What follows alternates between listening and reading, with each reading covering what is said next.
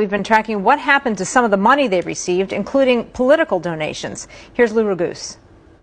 There's no evidence that the politicians knew the money was coming from people involved with alleged fraud, but we wanted to check how much money they received and whether they've returned it. Between March 2020 and now, Congresswoman Ilhan Omar received 3 campaign donations totaling $7,400 from 3 suspects now charged in the $250 million Feeding Our Future federal meal fraud.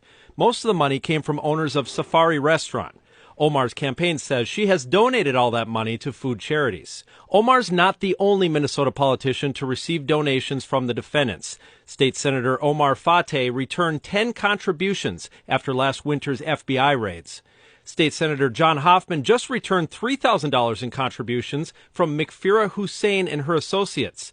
Hussein was arrested after booking a one-way flight to Ethiopia. Not every campaign contribution stayed in Minnesota. KARE 11 News tracked $8,750 from 9 fraud defendants given to Washington State Representative candidate Shukri Olo. She was unaware when we contacted her which of the donations came from Feeding Our Future suspects.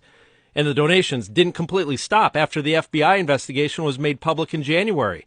4 months later, Attorney General Keith Ellison, who already had an active lawsuit against Feeding Our Future, received $2,700 from Liban Alshire, who's charged with stealing $1.6 million in federal money.